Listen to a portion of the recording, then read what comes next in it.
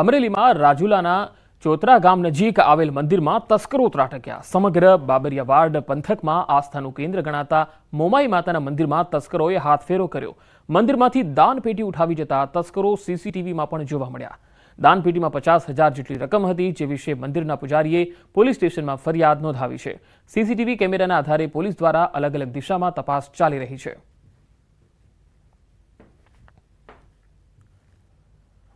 આ તરફ ભાવનગરમાં પણ તસ્કરો બેફામ છે। ઘર તો ઠીક, હવે તસ્કરો મંદિરને પણ નિશાન બનાવી રહ્યા છે। ભાવનગરના દેવુબાગ વિસ્તારમાં આવેલ દેવનાથ મંદિરમાં ઘંટમાં રહેલ ડંકાની ચોરી કરી ગયા। અજાણ્યો શખ્સ દર્શનના બહાને મંદિરમાં ઘૂસી ઘંટના ડંકાની ચોરી કરી અને ફરાર થઈ ગયો। હવે ઘંટના ડંકાની ચોરીના સીસીટીવી પણ સામે આવી ગયા। મંદિરની નજીક રહેતા રહીશોએ પોલીસને અરજી કરી અને ચોરને પકડવા રજૂઆત કરી છે। ગત 31 ઓક્ટોબરના રોજ ચોરીને અંજામ આપેલો। ઘટનાને પગલે હિન્દુ ધર્મના ભાઈ બહેનોની લાગણી પણ દુભાઈ છે। હાલ ઘટનાને લઈ નીલમબાગ પોલીસ વધુ તપાસ કરી રહી છે। અજાણ્યા શખ્સને પકડવા ચક્રો ગતિમાન કર્યા છે। કોઈક અજાણ્યો ઈસમ દર્શન કરવાના બહાને આવીને ઘંટની ચોરી કરેલ છે, જે ઘંટથી અમે વર્ષોથી શિવજીની આરતી કરીએ છીએ। આ બનાવથી શિવજીના ભક્તો તેમજ સનાતન ધર્મની બહુ લાગણી દુભાયેલ છે। મંદિરમાં જ ચોરી થતી હોય તો આજુબાજુમાં જે રેસિડેન્ટ છે એનું શું? કોઈક અજાણ્યો ઈસમ દર્શન કરવાના બહાને આવીને ઘંટની ચોરી। હવે આપને બે અલગ અલગ તસવીરો બતાવી રહ્યા છે કે તસ્કરો કેટલી હદે બેફામ બન્યા છે। અમરેલી અને ભાવનગર બંને જગ્યાએ તસ્કરોની આ તસ્કરી છે એ જોવા મળી છે। રહીશો એક તરફ ચોરી પણ કરી જાય છે અને ફોન પણ કરે છે। આણંદનો એક બનાવ પણ આપણે જોયો અને ત્યારબાદ અમરેલી અને ભાવનગરના આ બે દ્રશ્યો પણ અમે આપને બતાવીએ, જ્યાં તસ્કરો મંદિરોનું નિશાન બનાવી રહ્યા છે, ટાર્ગેટ કરી રહ્યા છે, દાનપેટી જ ઉઠાવીને જઈ રહ્યા છે। તમે જોઈ શકો છો અમરેલીના ચોતરા ગામના આ દ્રશ્યો। અને બીજી તસવીરમાં દેવુબાગ ભાવનગરમાં દેવનાથ મંદિરમાં ઘંટના ડંકાની ચોરી કરી ગયા। પીએમ મોદીએ આયુષ્યમાન વય વંદના કાર્ડની જાહેરાત કરી હતી, જે અંતર્ગત સિનિયર સિટીઝનને મફતમાં મેડિકલ સારવાર મળી રહે। 70 વર્ષથી ઉપરના કોઈ પણ વૃદ્ધ નાગરિક આ યોજનાનો લાભ લઈ શકે છે। વાર્ષિક રૂપિયા 10 લાખ સુધીની સારવાર મળી જશે। હાલ આ યોજનાનો લાભ લેવા ઈચ્છતા વડીલો માટે નોંધણી પ્રક્રિયા ચાલી રહી છે। સિનિયર સિટીઝનને તાત્કાલિક આ સેવાનો લાભ મળે તે માટે સરકાર દ્વારા વિશેષ ડેસ્ક શરૂ કરવામાં આવ્યો છે। અમદાવાદના 85 અર્બન હેલ્થ સેન્ટર પર વય વંદના કાર્ડ બનાવવાની સુવિધા ઉપલબ્ધ કરાવવામાં આવી છે। નાગરિકો માત્ર આધાર કાર્ડ સાથે આ સેન્ટર પર જઈને કાર્ડ બનાવી શકે છે। આ કાર્ડથી તેઓ 10 લાખ રૂપિયા સુધીની સારવાર મફતમાં કરાવી શકશે। આ યોજનાનો ઉદ્દેશ દેશના દરેક વૃદ્ધ વ્યક્તિને વધુ સારી આરોગ્ય સુવિધાઓ પૂરી પાડવાનો છે।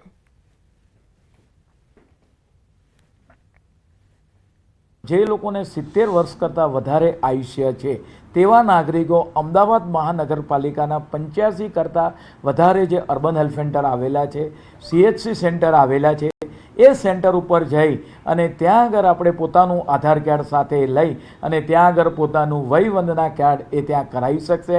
પરિણામે હોસ્પિટલની અંદર તે લોકો મુક્ત સારવાર મેળવી શકશે।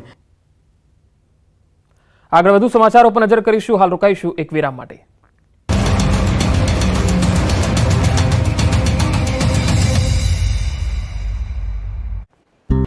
દિવાળીના તહેવારો પૂરા થયા તો ખેડૂતોની સમસ્યા વધી ગઈ। દિવાળીના તહેવારો પૂર્ણ થયા પરંતુ મજૂર વર્ગ વતનથી હજુ સુધી પરત નથી ફર્યા। મજૂરોની અછત સર્જાતા ખેડૂતોને ભારે મુશ્કેલી વેઠવવાનો વારો આવ્યો। જામનગરના ગ્રામીણ વિસ્તારોમાં 500 થી 700 રૂપિયા આપવા છતાં ખેતરમાં કામ કરવા માટે મજૂર નથી મળતા।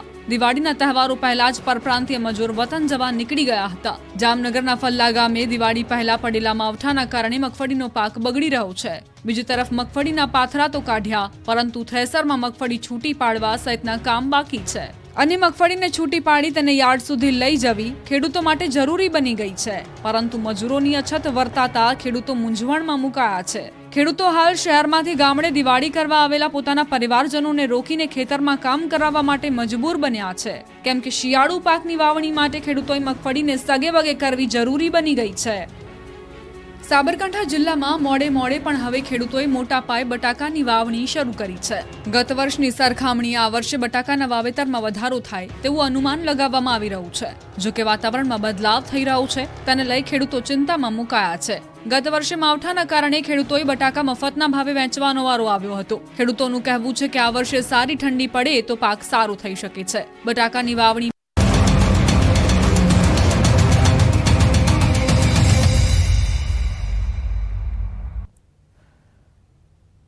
Welcome back. રાજ્યમાં ડ્રોપઆઉટ રેશિયો અંગે કોંગ્રેસ પ્રવક્તા મનીષ દોશીએ પ્રતિક્રિયા આપી. તેમણે કહ્યું કે ડ્રોપઆઉટમાં ગુજરાત સમગ્ર દેશમાં ત્રીજા ક્રમે આવે એ ચિંતાજનક છે. જે 9મા ધોરણમાં બાળકો આવે 23.8% વિદ્યાર્થીઓ શાળા છોડી દે છે, એમ કે પ્રકારે કે શાળાએ આવતા બંધ થઈ જાય છે. અમદાવાદમાં 1 લાખ કરતા વધુ બાળકો નો ડ્રોપ આઉટ છે, સ્ટ્રેસ ગતિ થતા એટલે કે આઉટ ઓફ સ્કૂલ ચિલ્ડ્રન છે. અને સમગ્ર ગુજરાતમાં 7 જિલ્લાઓ એવા છે કે જ્યાં 30% કરતા વધુ બાળકો 8મા ધોરણ પછી શાળાએ આવતા નથી, એટલે કે માધ્યમિક શિક્ષણ તરફ આગળ વધતા નથી. હવે એક વિચિત્ર કિસ્સાની વાત. આને કુદરતી કરામત કહેવી કે શું કહેવું એ નથી સમજાતું. મહેસાણાના વિસનગરની નૂતન હોસ્પિટલની આ ઘટના જાણીને તમને નવાઈ લાગશે. એક સ્ત્રી કે જે પુરુષ અને સ્ત્રી બંને જનનાંગ સાથે જન્મી હતી.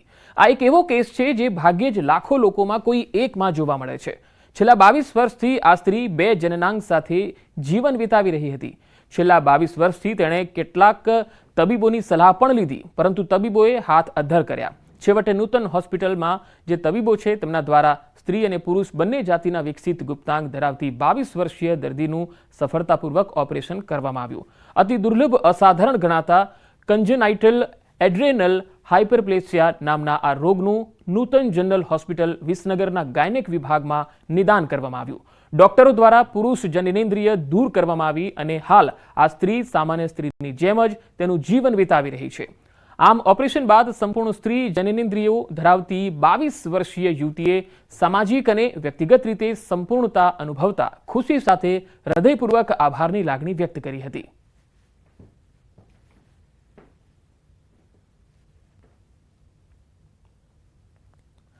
આજે વિશ્વ જાહેર પરિવહન દિવસ છે. વર્તમાન સમયમાં એસટી નિગમે તેની પરિવહનની સગવડમાં વધારો કરતા લાખોની સંખ્યામાં મુસાફરો એસટી બસનો લાભ લઈ રહ્યા છે. આજના સમયમાં જીએસઆરટીસી ગુજરાતના જાહેર પરિવહનની જીવાદોરી બની છે. એક રિપોર્ટ પ્રમાણે લોકો રોજ 8,320 બસ દ્વારા 45,000થી વધુ ટ્રીપથી 34,52,000 કિલોમીટરનો પ્રવાસ કરે છે, જેમાં રોજ કુલ 27.18 લાખ મુસાફરો એસટી બસમાં મુસાફરી કરે છે અને એવરેજ 68,000 ટિકિટ ઓનલાઈન બુક થાય છે, જે ભારતના અન્ય રાજ્યોની સરખામણીએ સૌથી વધુ છે.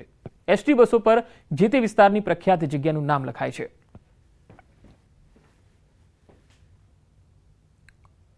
જાહેર મંચ પરથી શિક્ષણ મંત્રીનો મોટો ધડાકો. શિક્ષણના નામે છેતરપિંડી કરતા હોવાનો ખુલાસો કર્યો. નકલી સેન્ટરનો જાહેર મંચ પરથી ખુલાસો કર્યો. શિક્ષણ મંત્રી કુબેર ડિંડોરોએ નિવેદન આપ્યું. કામલ મેડિકલ સેન્ટર ચલાવે છે જે ફ્રોડ છે.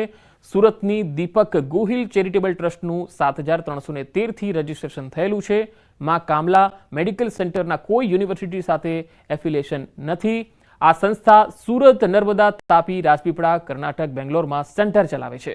આદિવાસી વિદ્યાર્થીઓએ એડમિશન લીધા અને ફ્રી શિપ કાર્ડની અરજી આવી ત્યારે ધ્યાન ઉપર આવ્યું. આ સંસ્થા સામે આદિજાતિ વિભાગ અને આદિવાસી સમાજ દ્વારા કાયદાકીય પગલાં લઈશું.